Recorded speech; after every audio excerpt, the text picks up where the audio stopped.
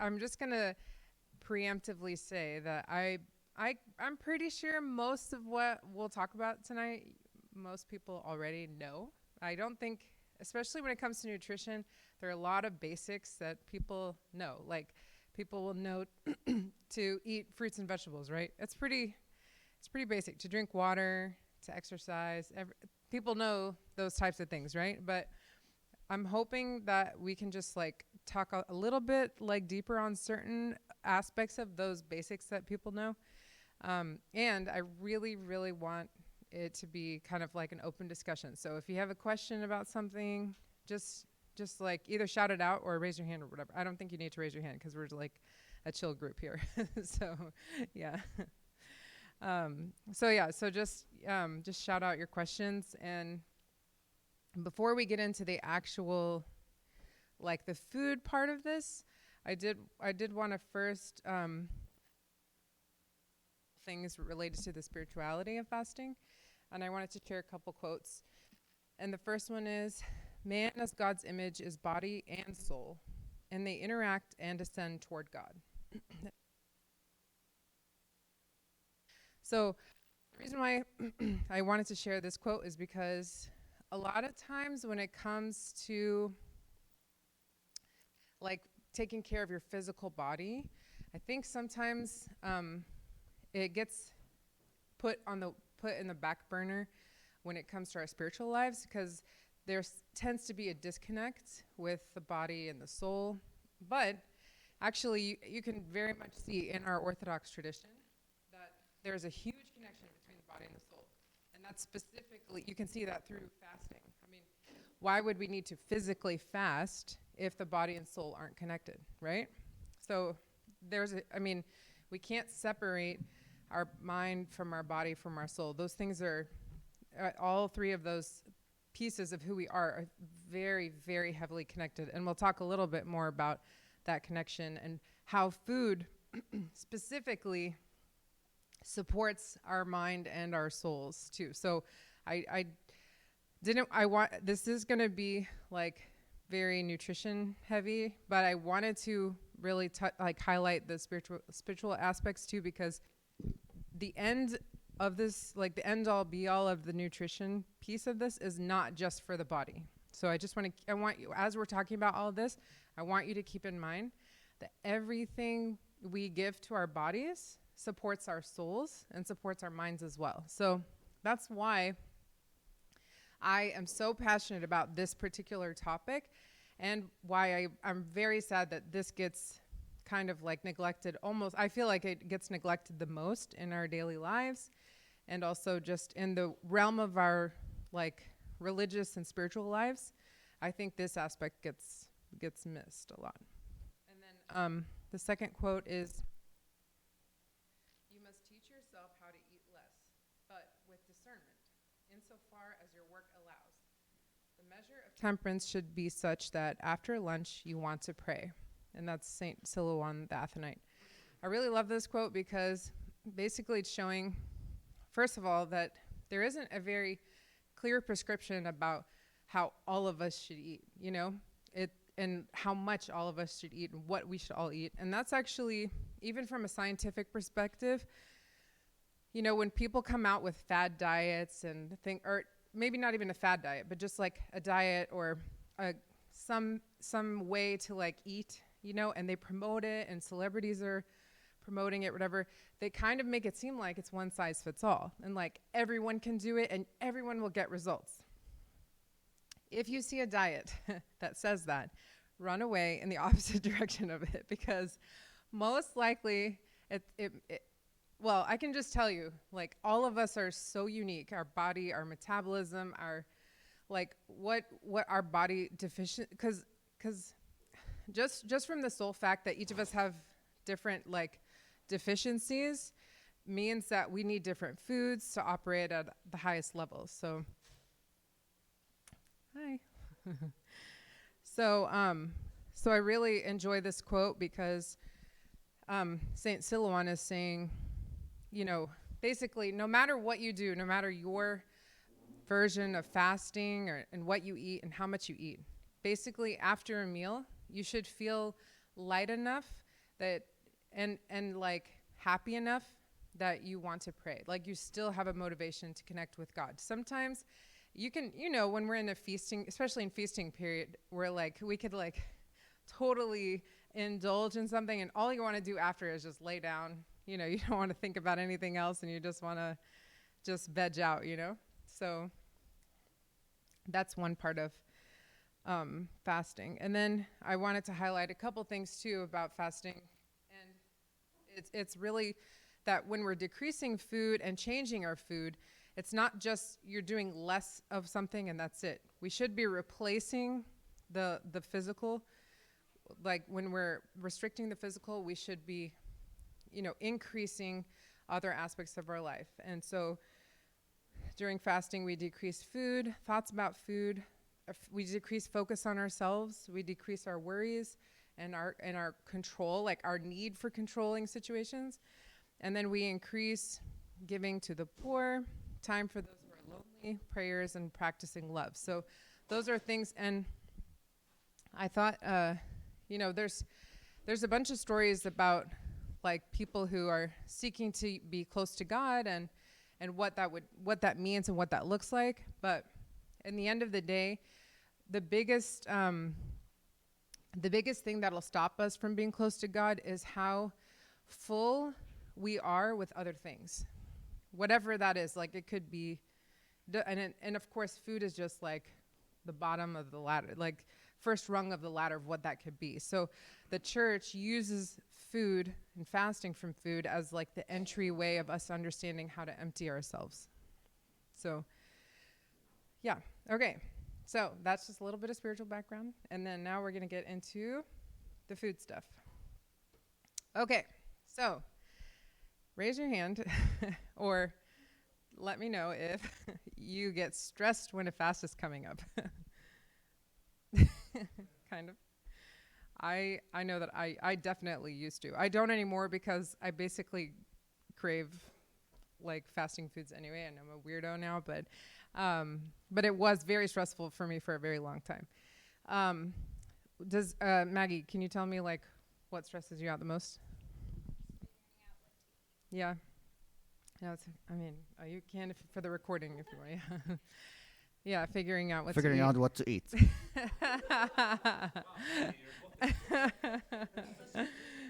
Yeah. What else? Is there anything else that could be stressful during or time of fasting? Avoiding carbs? Nice. Yeah. Yeah.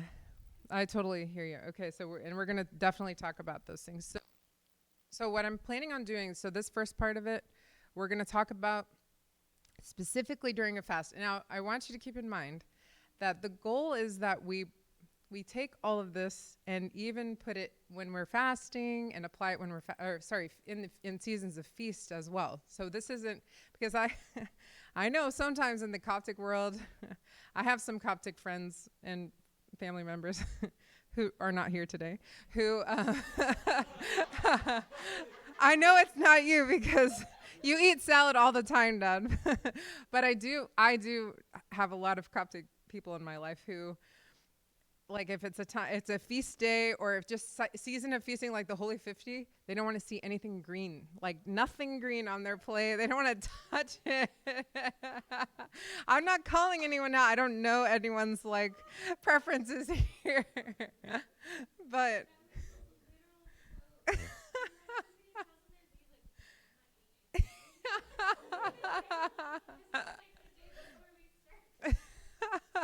Well, yeah, no, and I can understand.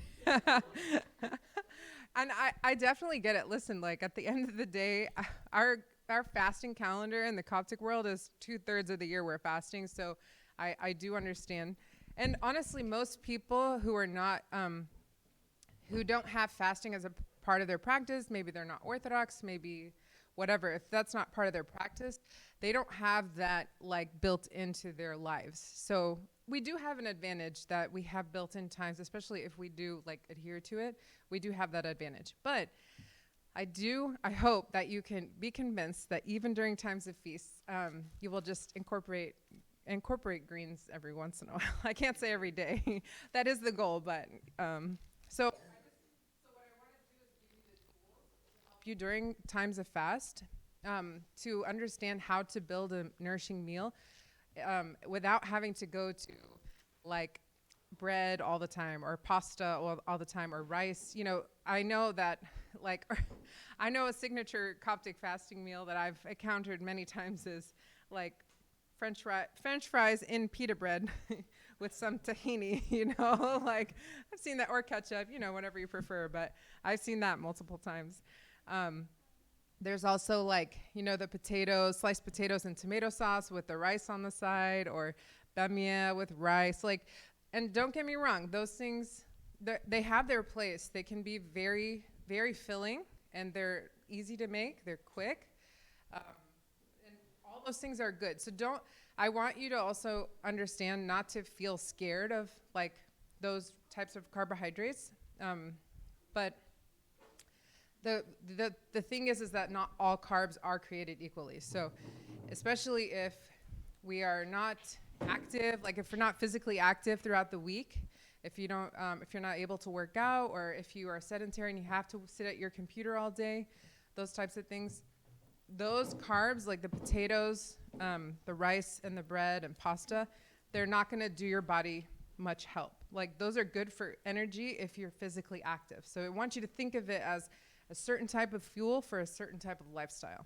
And of course, if you're struggling with any other kind of medical condition, specifically diabetes, that category of food, that refined carbs, they actually will increase your insulin, spike your insulin quite high.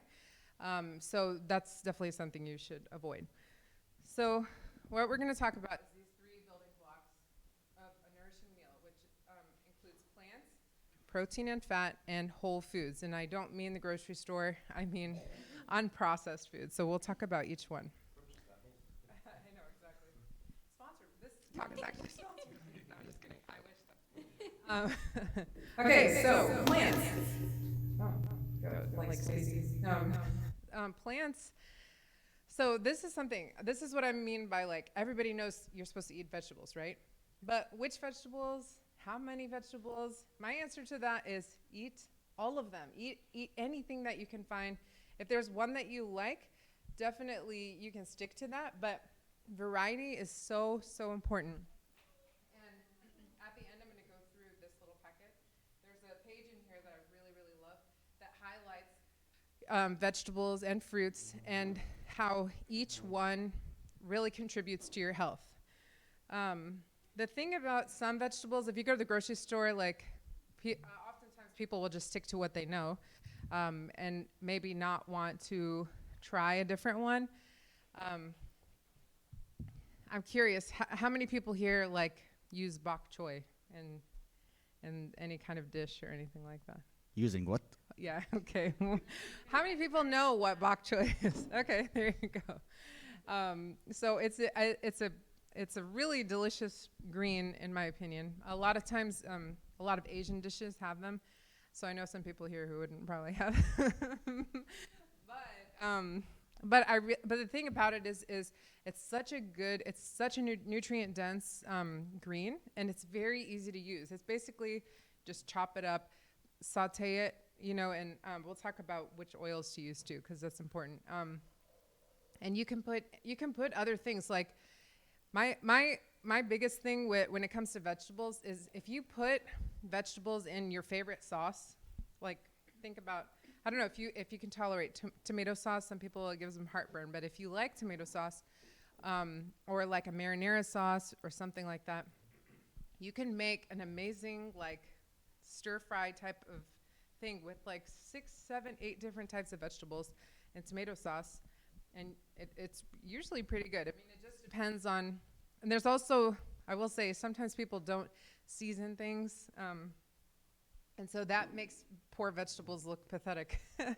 But if you just put the right seasoning too, it's very helpful. But again, people like certain things. Like, has anyone used balsamic vinegar and like it?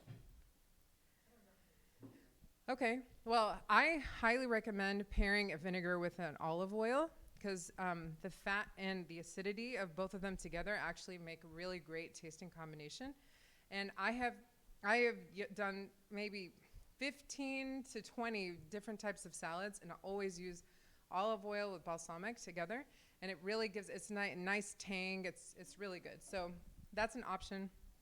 Give it a try. Balsamic is a little bit tangy, on the tangy side, so if you don't like that, you can try other vinegars. There are muted ones like white wine vinegar or whatever, things like that. So anyway, and then the other thing about plants.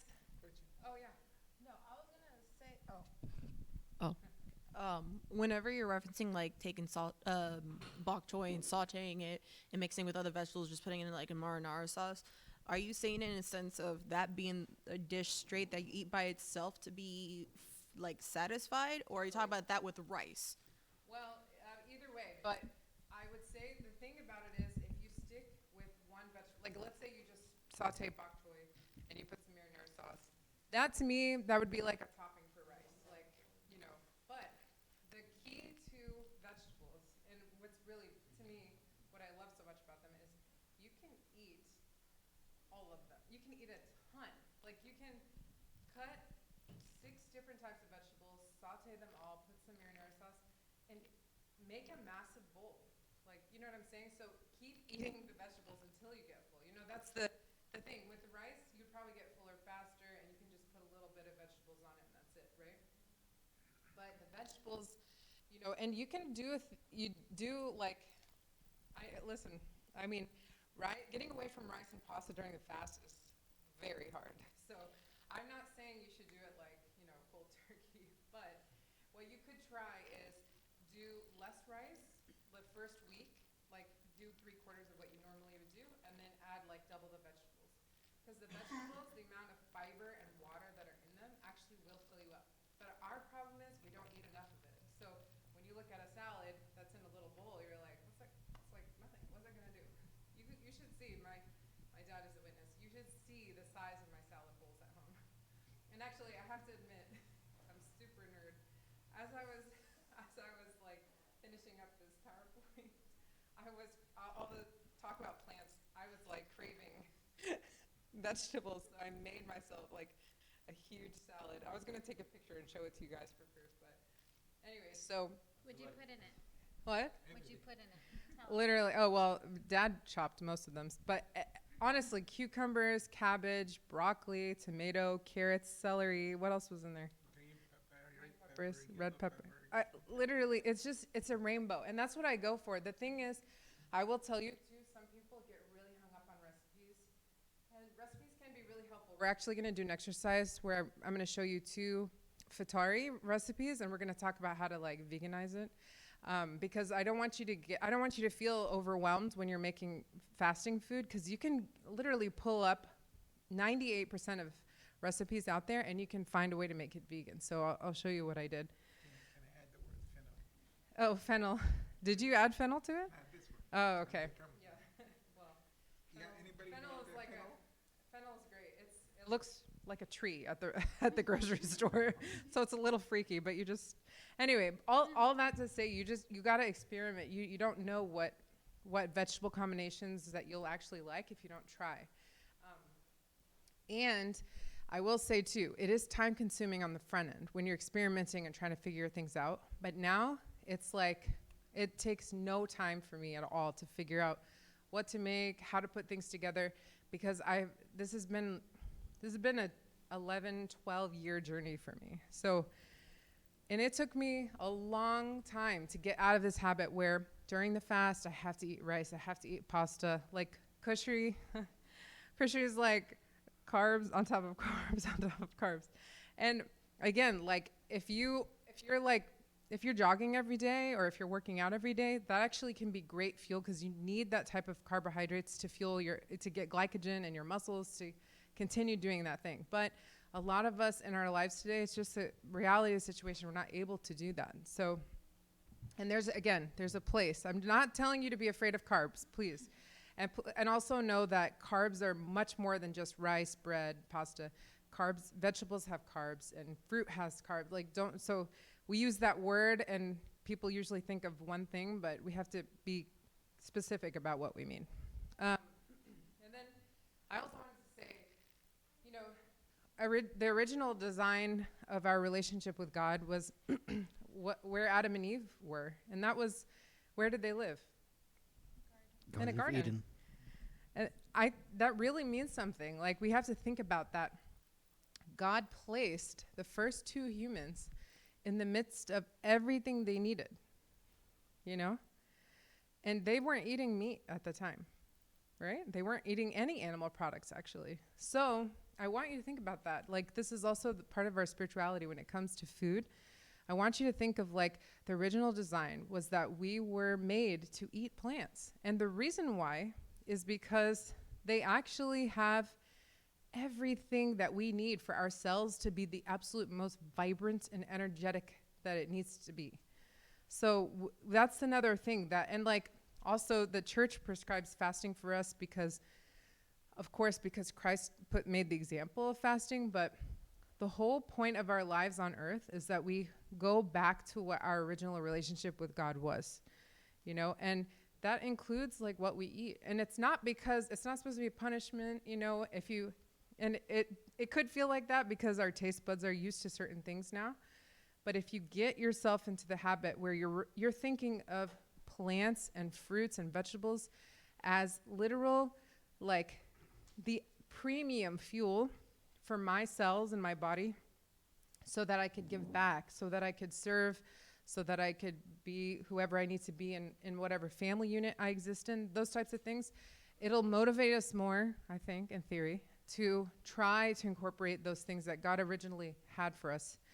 And I do call it God's natural pharmacy because there's some amazing stuff that's like built into the fruits and vegetables. I'll give you an example. If you slice a carrot, on the top of it, what do you see? Do you guys know what it looks like?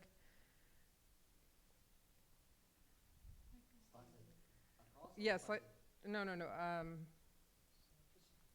Horizontally. It actually. Yes, there's a center in it, but the way it looks, actually, if you look at it, you can like Google it. It actually looks like an eye.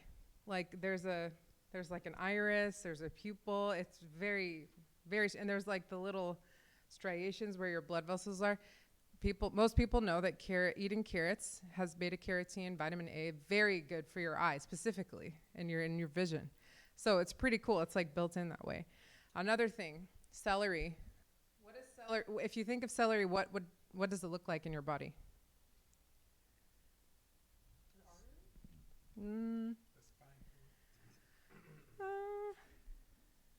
Think something denser.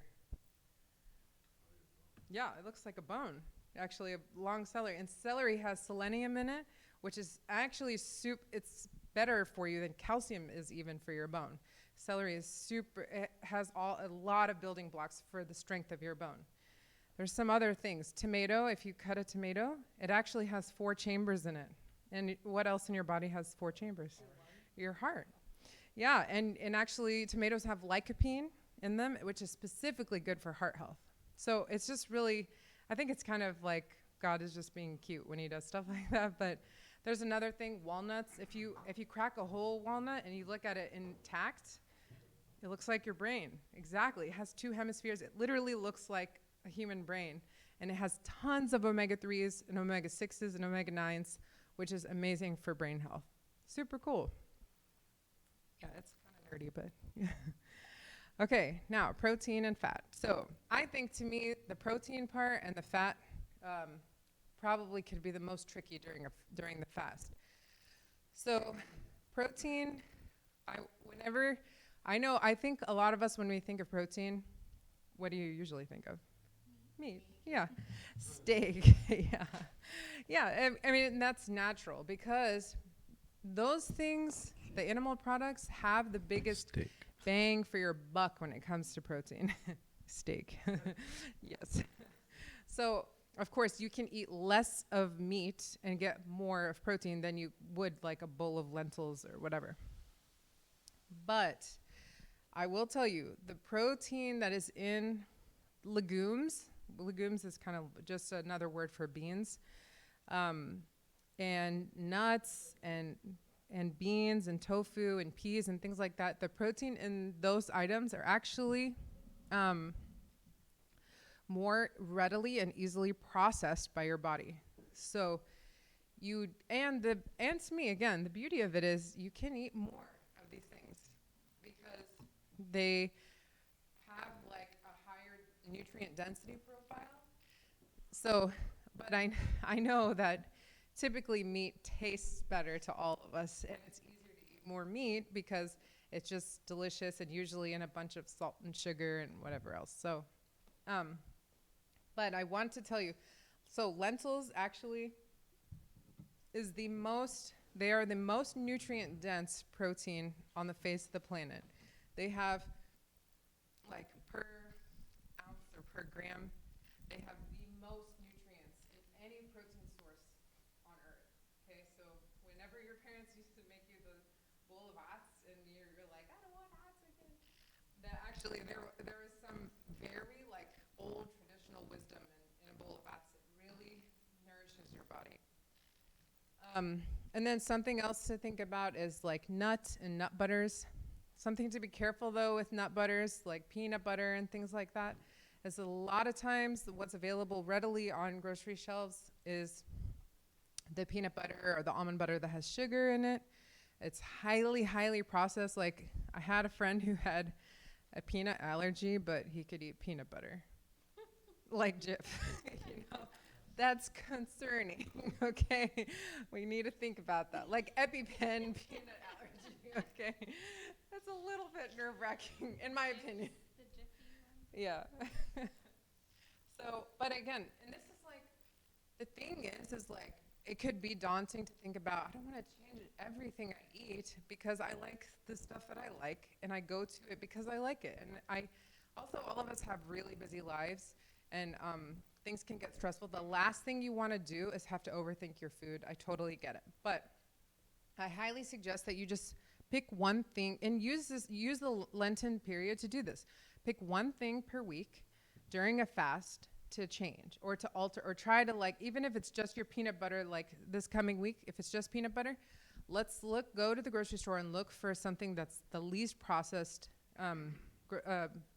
peanut butter. Actually, H-E-B has really awesome natural peanut butter. It's literally on the ingredients, it just says peanuts, and they just grind it up, and it's in a little plastic container, and it's great.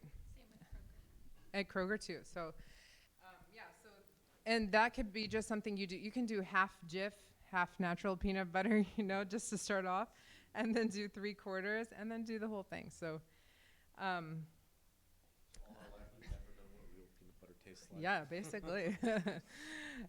Okay, and then the other thing too, I wanted to point out is the tofu one here. So the thing about vegan foods and like, we'll talk about this with the whole foods thing next, is that unfortunately, just because it's vegan doesn't mean it's healthy, okay? So we need to know that too. Like there are tons of chips out there that are vegan, tons of like veggie patties and veggie burgers, all those things, they can be vegan, but they're highly, highly processed foods, okay? So I'll talk a little bit more about that. With tofu, even tofu, there are a lot of brands of tofu where it's like super highly processed. I recommend, if you're gonna go for tofu, to look for sprouted tofu because it's in its closest form to its original state. And it has benefits. Sprouted foods, sprouted legumes, sprouted like beans and things like that, all have a lot. They actually increase their nutrient density by like 5-fold. So because of the sprout, it's like gives it almost like a fermentation, which is very, very good for your gut, very good for your body. So look for sprouted tofu, and you can prepare it like you would in a meat dish. You know, replace meat with sprouted tofu in any dish. And you can like put your sauce and put whatever, and I think it tastes great. So when you're looking for sprouted tofu, like is it labeled as sprouted tofu? Yeah, it should say that. Oh, okay. If So it's it not like a doesn't- physical feature that you look for, like Oh, I no, can no, tell no. it's sprouted. It should say sprouted. Most of the brands say sprouted, but I wrote tempeh on there because that's another name for a sprouted tofu. So you can look for that. Okay, fats.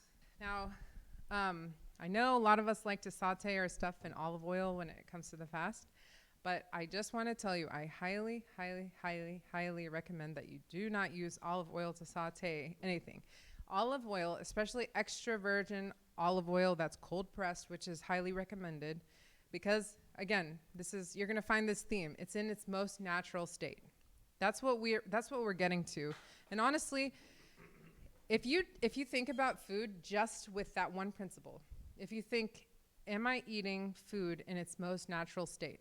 You will find changes in your overall health within 2-3 weeks easily. If you just ask yourself that one question, okay? Because I wouldn't have to tell you like, eat this, don't eat this. No. Just think, is this in its closest form to its natural state? And if you eat 90% of your food like that, you will see a massive change in your energy, your mind, your focus, everything. So that's something to keep in mind. So olive oil, actually, it oxidizes. If you heat it up too high, it'll oxidize, and it causes a bunch of free radicals in olive oil, which that is counterproductive. That is not what we do not want free radicals. That leads to cancerous cells. We do not want that. So highly recommend use coconut oil during the fast because it has a very high smoke point.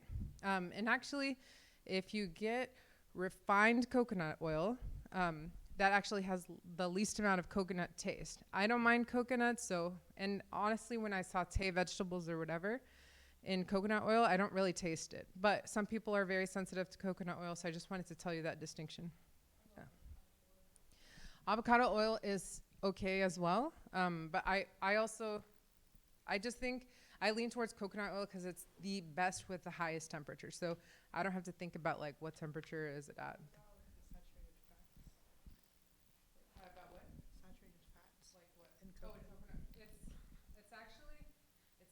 Unique. The way that the saturated fats are structured in coconut oil, first of all, it's one of the only plant sources of saturated fat, but the way that they're structured, they actually don't cause health problems. So I think the only time it really causes problems if you're like using tubs of it all, you know what I mean? But and the key here to any fat source is that typically if your diet in general, if your regular food ingestion, food intake entails a good amount of produce, you don't have to worry about fats from olive oil, from coconut, all those things. And this is very, these sources of fat are actually highly recommended in general. So, but if we're like sauteing bacon and coconut oil and like, so, you know what I mean? Or like you're like heating your bread in it and like you're eating a bunch of sweets, then coconut oil is going to add like insult to injury. Does that make sense? So, okay. Yeah. Okay, I think I have two questions. You said refined coconut oil. How do you find a good one? Are there specific things to look for? Or are they mostly good? I can't say that they're blanketly mostly good, but that's a good question. I can, first of all, always look at labels. And when you look at the ingredients, that's what I mean with labels, look at the ingredients. If it says coconuts, you know, like if it says just 100% coconut oil, that's great, you know. Sometimes I go deep into a rabbit hole and I look up companies and how they produce stuff. But if it's helpful, I can just give you a name of a few companies, but I'll need to do it later today or something. But. Okay. And my other question, you said during the fast. So when it's not during the fast, what are you recommending? Oh, I mean, I use coconut oil all year, every day. Like that's if I'm sauteing something. And the other thing I wrote this here is I use a vegan butter called Miyokos. It's cashew based. It's from a nut. It's from cashews. It sautés and browns beautifully. It's great. The only thing is coconut oil is more cost effective.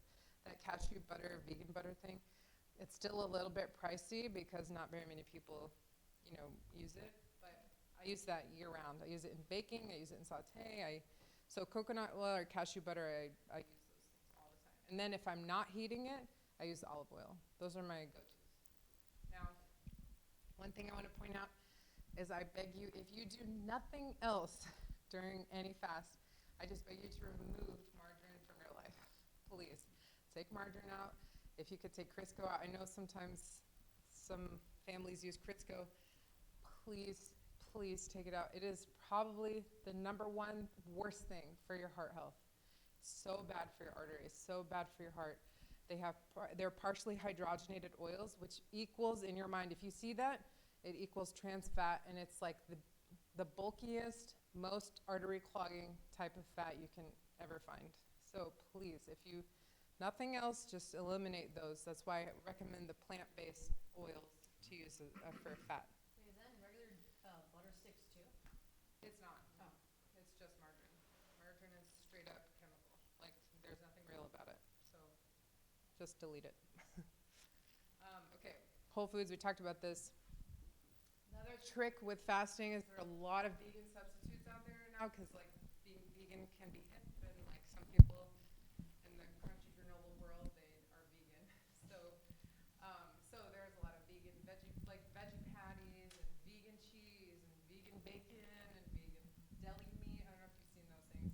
It is quite expensive. But unfortunately, so many of those are highly, highly processed, and they have tons of chemicals in them. So I would be very careful about those too. If you look up how to make a veggie patty online, you can find great, great recipes for like a black bean based veggie patty. That is what you should go for. And again, if you find one or two recipes of a veggie patty that you really like, just stick to it. You know, you can make quinoa. Have you guys had quinoa before? It literally takes 5 minutes to boil over the stove. And actually that's something I was going to tell you guys. It's a great replacement for rice. And the reason why I would recommend quinoa over rice is because quinoa has a higher protein content than rice. Rice is basically just all starch. Quinoa, it has starch and carbohydrates, but it has a good level of fiber and protein in it. And that's what you want. You want like a good nutrient profile like that. And quinoa can be a great base to the stuff that you normally use for with rice. So I will say, like, you know, some substitutes are okay. Like I love making vegan grilled cheese during the fast. It's like, and actually, admittedly, we do it anyway. But there are some awesome, like BioLife is a brand that I really like for vegan cheese because there's like 4 ingredients or something. And it tastes really good. There's like a cheddar version and a provolone, and it's really, really good. It doesn't like quite melt the same way, but you know, it still tastes great. So, and those are the things, like, pick and choose. If you want to use a couple substitutes, no problem. But try not to get like vegan chicken nuggets, vegan patties, vegan everything. You're gonna find basically all that you're eating is chemical stuff. So just, you know, be careful about that. And then I want to say too, for those of you who drink coffee, please be careful about your non-dairy creamers. Yeah, I was a little bit worried about this part because I know people like to pour in their coffee mate into their coffee. I would suggest using coconut milk, like full fat coconut milk. It's very creamy, but even with like almond, unless you make your own nut milk, which I have a couple recipes in here. There's a hemp seed milk in here, and there's an oat milk recipe in here. I personally love the hemp seed milk. It has a little bit of a nutty flavor, and no, it's not marijuana related. You don't have to worry about that. But it has like great protein in it too, so it really can fill you up. If you have like a granola, like a very low sugar, no added sugar type of granola, you can put the hemp seed milk in it, and it's a great breakfast. So, but anyway, I highly recommend trying to use coconut milk for a creamer for coffee. Please just look at your non-dairy creamer, especially the powdered ones. They're all chemical. So again, now, like, I just also want to say before I continue is that there are a million things out there that I could say, don't do this, blah, blah, blah, you know. But all I encourage you to do is pick a few things that you can change, that you know you can handle, okay? And get those things out of your life. And the reason why I'm saying that is because if you know you're eating 10 things in your regular life that could cause your body damage, why not get rid of 3 of them? you know? Like let's figure out a way to minimize the stress on your body, you know? That way you can feel a difference. Sometimes those 3 things motivate people to get more things off, and they get down to 6, down to 8, and then keep those 2 things that they really want. I'll just tell you, for me, one of the hardest things in the past like 12 years of my journey of like trying to just like really, really put in everything that is vibrant in my body is chips. I don't know why. I cannot get rid of chips. But then, so I have to be really like, I try to be more judicious about which chips I buy. I don't know if it's like the crunchy or the salty. I really like spicy stuff. Like, so I go for spicy chips, those types of things. Like that's a thing in my life that I'm like not gonna like fully let go of, but I do have to be careful about, you know, because, you know, there are lots of issues, highly processed food, that type of thing. But I don't need to. I feel so good about everything else I eat that I don't mind having chips every once in a while. You know what I mean? So, okay. And then the other thing I want to say about whole foods is including fermented foods. Can anyone here give me an example of what a fermented food is? Yes, yogurt, kimchi. Anything else? What? Sauerkraut. Yes, exactly. Okay, so I want to tell you something about fermented foods. Fermented foods have bacteria in them that are really good for your body, especially your gut and your stomach lining. So if you incorporate fermented food, and I will tell you, they have quite a tang. They're, especially kimchi and sauerkraut, they are very strong. They can be strong smelling, strong tasting. It's not for everybody, but I know most Egyptian homes have had like torshi and the lift, you know, the pickled turnips. Yeah, exactly. So those are, and like, I don't want to get into the fasikh and like all that stuff, but you know, we have households with lots of strong smelling and tasting foods. So if you're used to that and you can do it, honestly, I put sauerkraut on sandwiches. I put sauerkraut as a topping on my salads. I put, when I do vegan grilled cheese, I put kimchi on it because I like spicy. So I just try to do as much as I can with fermented foods because they're so, so good for your gut. And let me tell you, most of us have a gut lining that is depleted of good bacteria, and it affects everything. Actually, the number one thing it affects is your mood. So that's just something to keep in mind. Okay, other important tips when it comes to nutrition, hydration, very obvious. Obviously, when you think hydration, what do you think? Water. However, because most of us have a diet that's slightly heavy in sodium, just naturally, because everything has sodium in it, we are missing electrolytes to balance out that sodium intake. So you can, and I was actually in this position once. I was drinking a ton of water, close to 3.5 liters a day, almost a gallon, and I was still thirsty, and I couldn't figure out why. And it was because basically all I was doing was just watering down my whole body, but I was not getting water into my cells. And so if you guys know like the mechanism, sodium-potassium pump that's in your muscle cells, it actually is related to electrolytes. So what ends up happening is we're over-sodiumized and we're under-potassiumized. I'm making up words here, but so if you feel like you drink a lot of water and you're still thirsty, it's probably because of the sodium-potassium imbalance. So I highly recommend having electrolytes. And I don't mean drinking Gatorade. Please do not drink that. I mean coconut water. If you can tolerate the taste of coconut, if you like it, have some coconut water. Please make sure it doesn't have added sugar in it. But there are lots of brands out there that it's just pure coconut, and it'll say 100% coconut water on the bottle. So, oh yeah, that's actually one of the brands I think is that Vita Coco? Yeah. Yeah. I know so much about coconut water, so I think it says what? They give them out at our job. That's great. Yeah, honestly, a couple of bottles of those a day give you a great percentage of your overall daily value of potassium. So I would encourage you to make sure you're having the right electrolytes as well. Not just, don't think of water. And also another thing encouraging is herbal teas,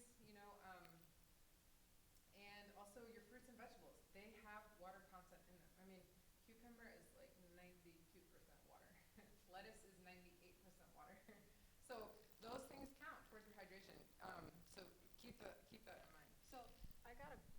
a question. So with that being said, like considering like getting like your electrolytes and increasing your electrolyte consumption, does that mean you can get away with trying to drink too much water? Like in the sense, like let's say you have to force yourself to drink water because you're not thirsty. Yeah. Does that mean your body's good on electrolytes if you're forcing yourself to drink the water?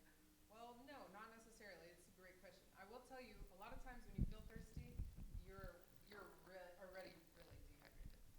So you shouldn't wait for yourself to be dehydrated, like to feel that thirst to drink.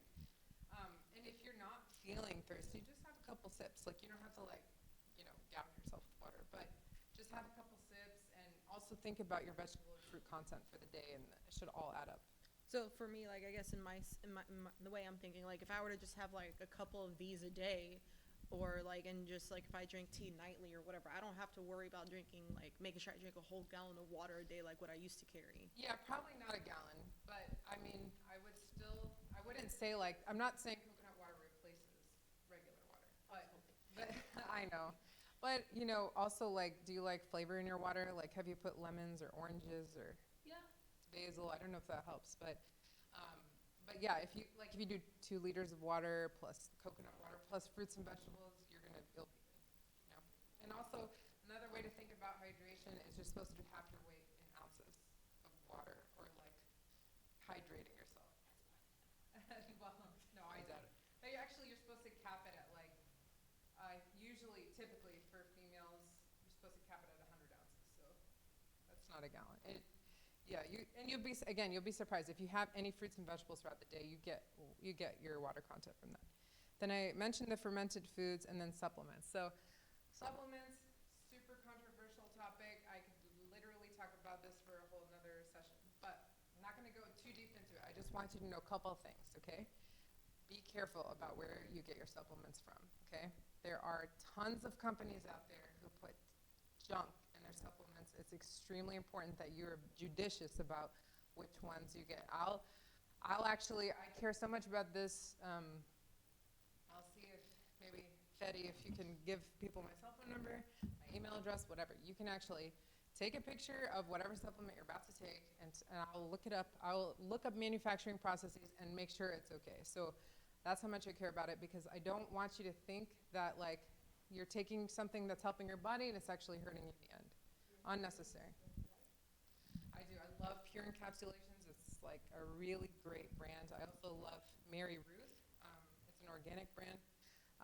Her stuff is really, really good too.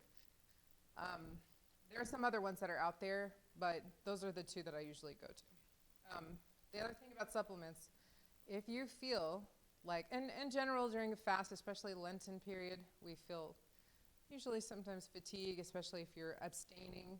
So that is very natural. But you have to be careful, because one thing that we miss out during the fast, especially Lent, is we don't get B12. And B12 is very, very high source of energy in our body. It's they call it the vibrant vitamin.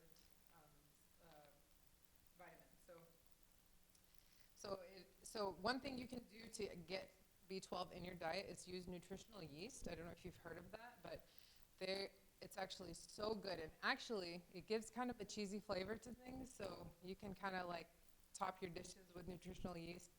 And I really like it. I mean, it does give me that cheesy flavor. I made a cheese sauce with nutritional yeast and some cashews, and I really, really love it. So that's just something to keep in mind. Okay, I won't keep you guys much longer. Just gonna do a couple exercises with you. So, yeah. Is there certain supplements that are really hard to get from foods and vegetables just because of the quantity that you should always focus on taking those supplements? Yes. From fruits and vegetables specifically, your B12 and vitamin D. Those are the 2 that are really, really hard to get. Vitamin D in general is very hard to get because most of our food is so processed that the vitamin D is taken out of it. But if you eat a lot of green vegetables, leafy green vegetables, a lot. I mean a lot. I don't mean hecta thin on your salad. No. I mean you're eating a ton. You can get enough vitamin D, but most of us are not. And on top of that, we're not in the sun enough. Yeah. So, and the sunlight actually activates inactive vitamin D in your body to actually become what it's supposed to be. let me tell you something about vitamin D. The way that it's structured, it actually should not be called a vitamin. It's a total misnomer. The way it's structured in your body is it functions like a hormone. And I'm just going to tell you, because in another slide later on, I talk about hormones. Hormones are so powerful in your body. They can control you. Insulin is a hormone. You know, they can totally control your life. So I just want you to know, vitamin D is so powerful, and it affects a lot of metabolism, a lot of like metabolism functions in your brain, your mood, things like that. So, yeah. Okay. This is, first of all, just so you know, I love Half-Baked Harvest. If you haven't heard of her, she has so many incredible recipes. If you, at first glance, a lot of them look pretty like high calorie, high like fats and everything. So, but what I do is I just use her recipes as a just inspiration, just kind of like, oh, I could put those things together, and then I take out what I want to take out and put in what I want to put in. And this is an example. This is something I did this past week. So the name of this recipe is a 1 skillet white chicken chili bake, okay? So right off the bat, obviously, chicken, can't use that during the fast. But if you look at the ingredients here, let's see.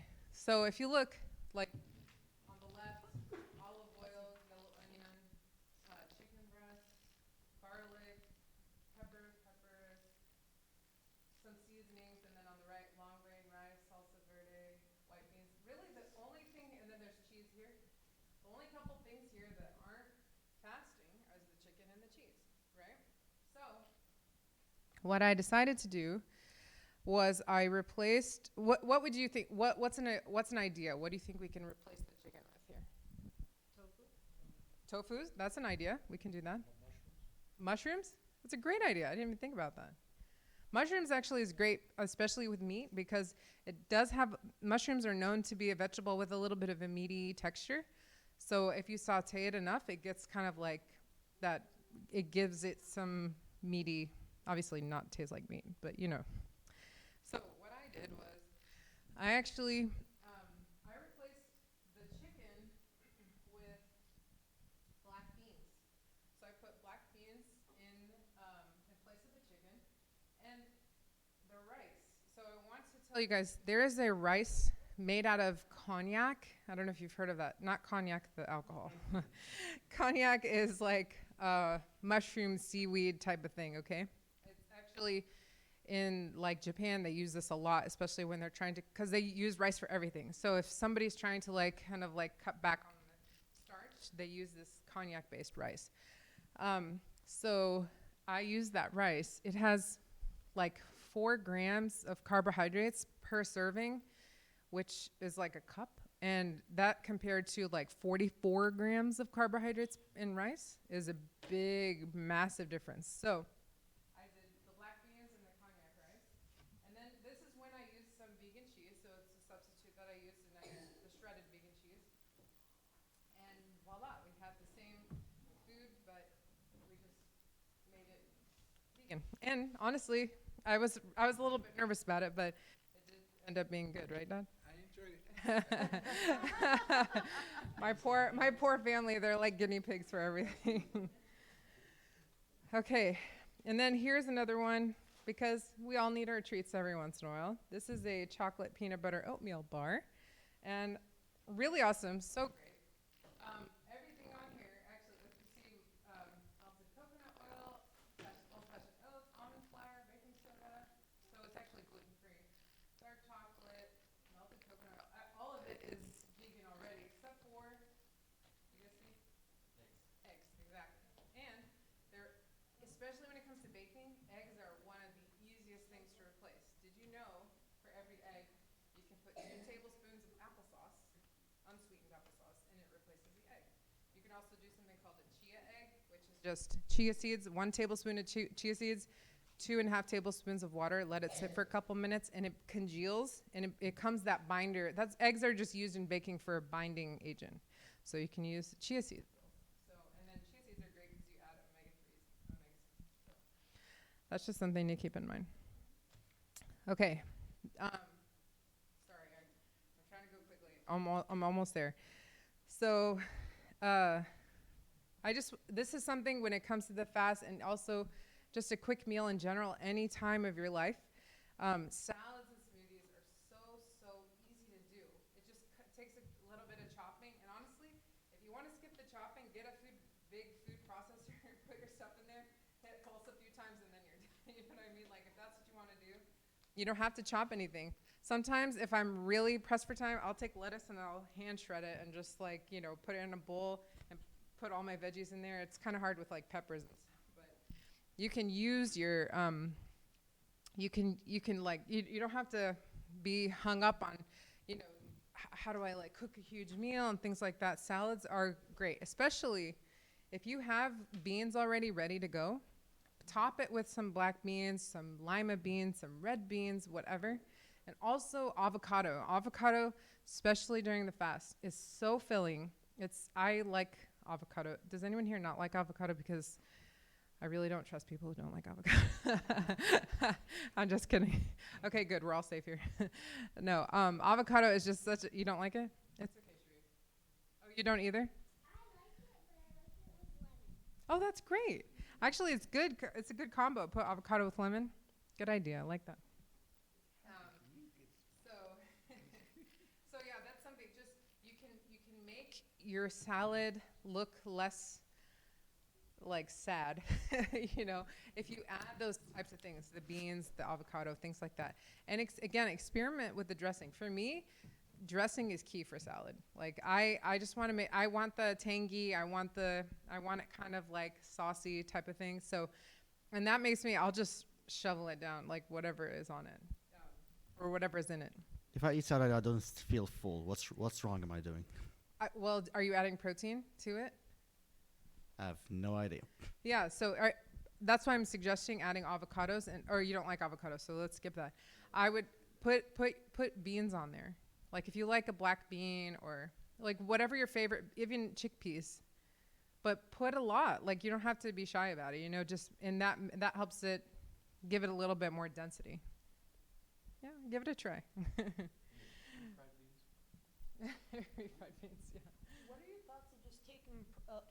What are your thoughts of just taking like a vegan protein shake? Like, for example, I actually just bought a big jar of a plant-based protein powder. That's like 30 grams of Protein. Yeah, it wasn't designed to be a meal replacement, but considering that amount, could I use it for the sake, at least for the fast, if I'm trying to like cut low on like my carbs instead of a meal replacement?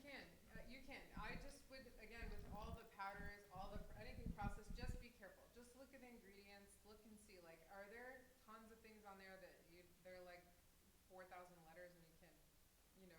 From Central Market. I know, but it's just like the thing at Whole Foods, like people are like, when they walk into Whole Foods, they're like, like everything is supposed to be great. No, it's not like that, unfortunately. But just because like a lot of things say organic doesn't mean it's great for your body. So yeah, just take a look.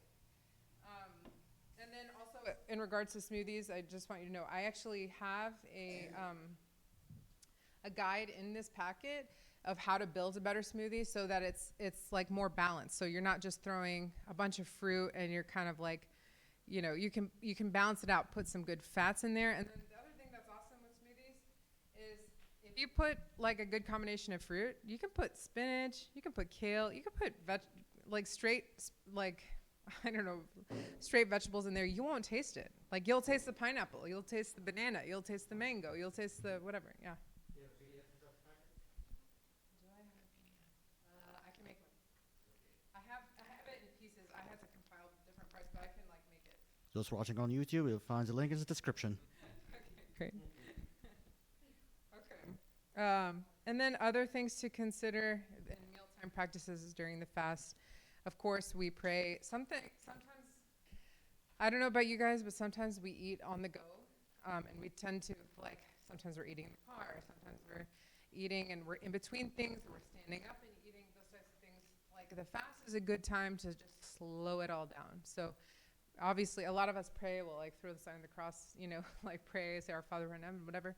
But take a few breaths, and you can pick one meal every day, with your family or your whoever you live with, or even just yourself, enjoying alone time, because it's really important. Like just sitting, no cell phone, no computer, whatever. Just sit and enjoy your meal. So just take a couple breaths before you eat. Obviously during, take your time, be mindful, be present. A lot of times we overeat because we're eating way too quickly, and we don't think about, like we don't just slow it down. So, and you'll find actually if you're very conscious about what you're eating, you're chewing, things like that, you'll find you can naturally eat less. I was reading a story about this guy who all he did was change his mealtime practice. That's all he did. In like 2 weeks, he lost 6 pounds on accident. He didn't mean to, and it's not that much weight if you're looking at the scale, but it's pretty incredible that still like weight came off with just mindfulness, you know? And then of course, actually, I know a family who does this, that they do an after meal prayer also. You know, a lot of us start our meals with prayer, but they actually always thank God after as well, and it really helps just keep you present. Okay, I have a couple last things, but before we do that, does anyone have questions? I don't want to keep you guys much longer. Okay. So we talked about this already. I just want to just bring this back as a connection.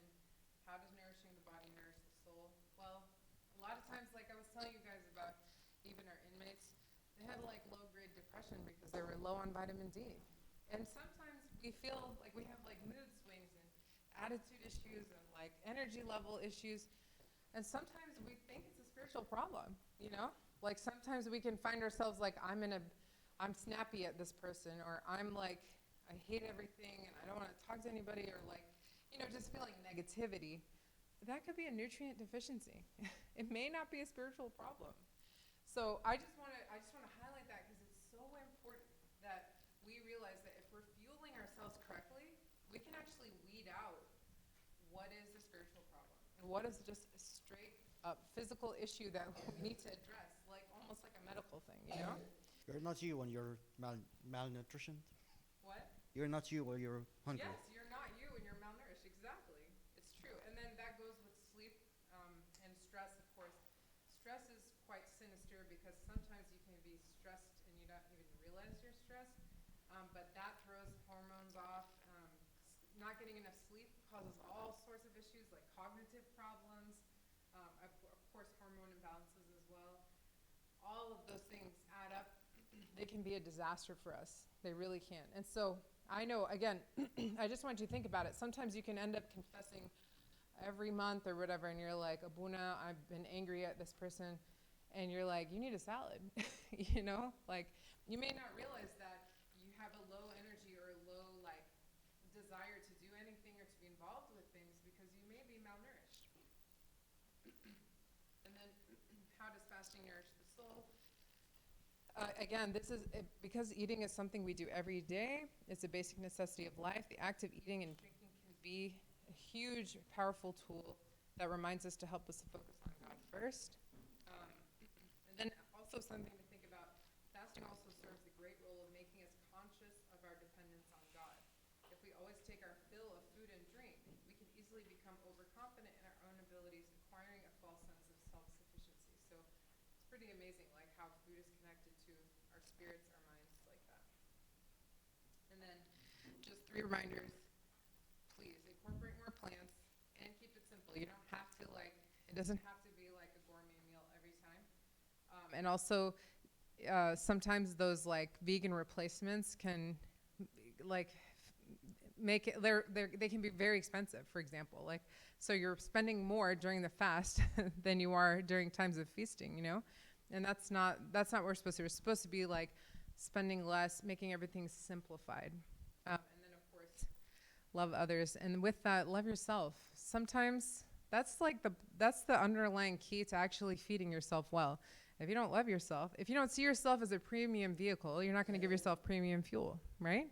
Like, I mean, maybe the guys out here know this, but like, if you're going to roll out with a Lamborghini, are you going to do unleaded fuel in it? I don't think so. Okay, you spend tons of money on that vehicle, you're not going to, but it's because you value it. You know, you put, am I wrong? I don't even know. What about Tesla? Oh, electric, yeah. just a different type of fuel. But yeah, man, we're in a new day and age. I can't use that example anymore. But anyway, just think about that. Think about how you view yourself. I mean, if you think about it, Christ asks us to love others the way you love yourself. A lot of times we're nasty to others because we're nasty to ourselves. And that's something we have to think about. It's not a selfish thing to love yourself. It's knowing exactly how valuable you are in Christ's eyes. And it's a humble way to approach life, actually. Say, Christ loves me this way. I need to love myself this way because of his love, not because I deserve it or should, be awesome. And that's it. Everybody, this is my daughter, and I'm proud of her.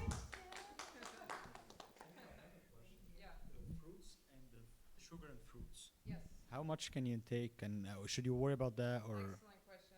I was hoping that came up. So the answer, the short answer, it really actually depends on your body. So I'll give you an example. If you're struggling with diabetes, you have to be careful about which fruits you have and how much you do have. And really the whole basis of that is what fruits spike your insulin. So that's a medical condition thing you have to think about. Now, if your insulin works perfectly and your body can handle it, you can actually eat fruit. You don't have to worry about how much you're eating. The sugar in it is literally your body needs that sugar the way that in its original form. Now, if you're talking about processed juices and things you're just talking about straight fruit. No, you don't need to worry about it. The only thing I would say is some of them, I'm trying to think of ones you should probably, I don't know. I would say some things like bananas, maybe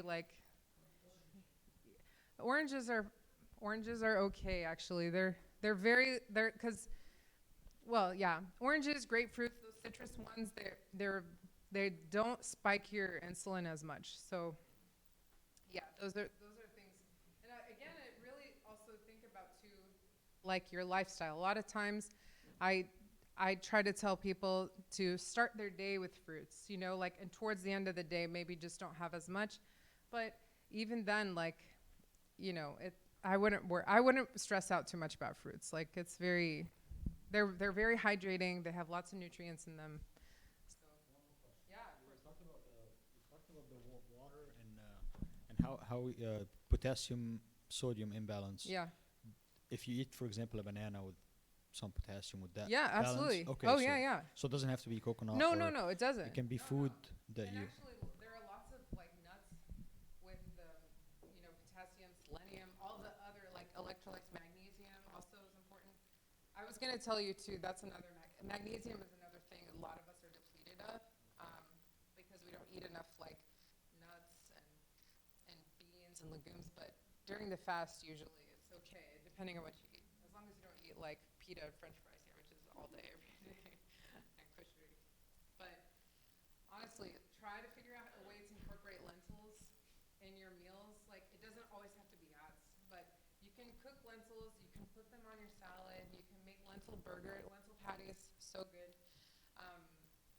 There are lentil soups that are not just ads. You can put, although in Houston it can be really hot, it's still a little bit cool now. I love soups.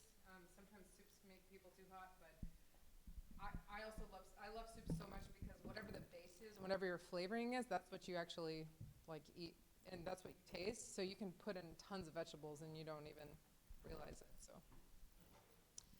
I have a question. Yeah. Is there foods that would help with full abstinence fasting? With what? The full abstinence fasting. Foods that will help with full abstinence.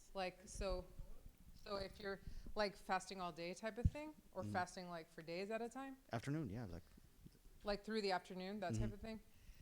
Yeah,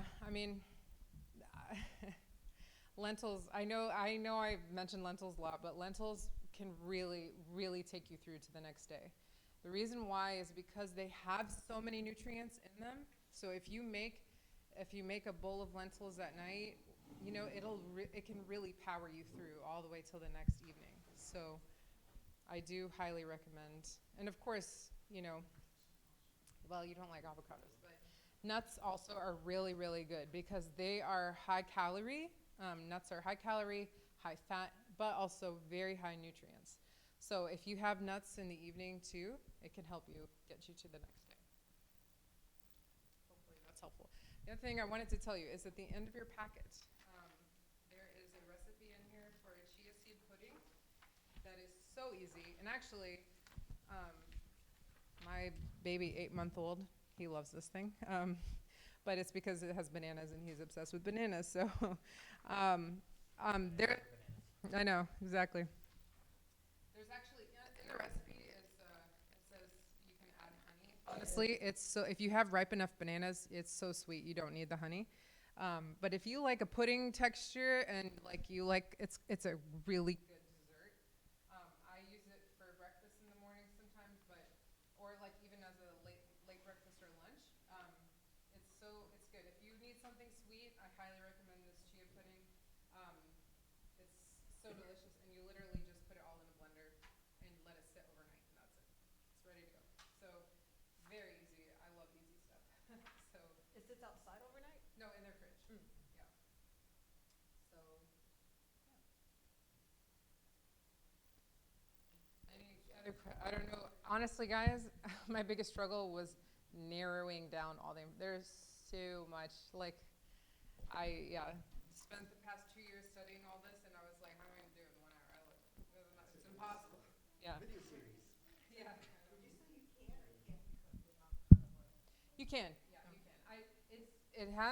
It has a good high smoke point, but I just default to coconut because it has the highest. That's all. So yeah, but it's good to saute. It's literally, honestly, just no, just don't do olive oil, please.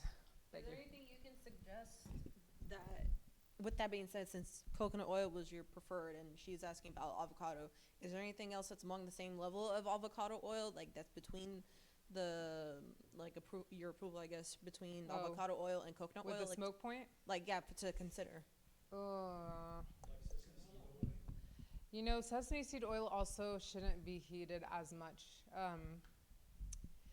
And I would stay away from a lot of the seed oils. Actually, sunflower oil, like grapeseed oil, those are all popular now, but they're still highly processed, unfortunately. And they have polyunsaturated fats, and there's a lot of research coming out that it's not great for your health. So I'm trying to think. That vegan butter is the only other thing I can think of. If you want to alternate, I love that. That butter is, I don't know how they do it. Like, it's just cashews mashed up. I really don't. There's a culture in it that makes it like buttery, but crazy good. Yeah. Any vegan yogurts that you suggest? The only one that I do suggest is the coconut one. It does taste coconutty, so if you don't like it, then I would skip it. But yeah, there's a coconut one, and there's a full fat coconut. That's the best. And also, just in general with yogurt, please don't go for low fat. Go for, again, this is just one question. If you think of nothing else, think of, is my food in its closest to its natural state? If you stick to that principle, I promise you will be so vibrant and so healthy. Just that, And you'd be surprised too. You go grocery shopping, you're like, oh, well, that's actually processed. Well, that's actually processed too. And that's actually, so it could feel like kind of stressful, but if you get into the habit where 90% of what you eat is that in its natural state, it's a game changer. Cooking food and freezing vegetables, and when do you really lose nutrients from all this? That's an excellent question. So if you're cooking it yourself and then you freeze it, you won't. It does lose some nutrients, but it's not that bad. So yeah. Freezing is great, actually. It can be very helpful, especially when you're meal prepping and you have other people that you're serving and feeding. It can be very, very helpful. I wouldn't be afraid of freezing. Let me just tell you, most of us need supplements, like good, high-quality supplements in general, because most of our food already is losing its nutrient value, because the highest nutrient value of food is the second you pick it off the tree. most of our food is not like that, right?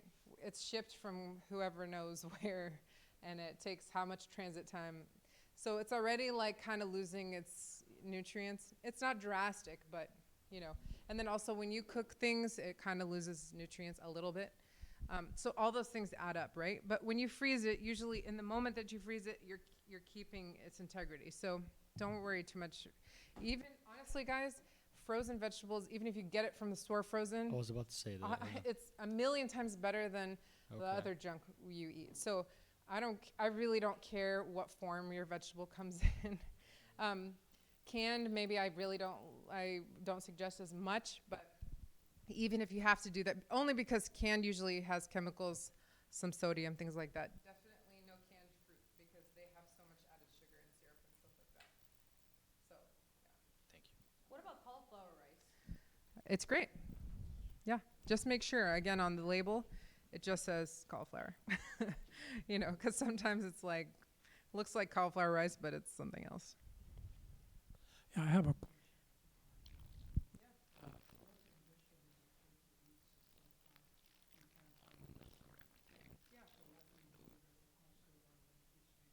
Yeah, the mix, yeah.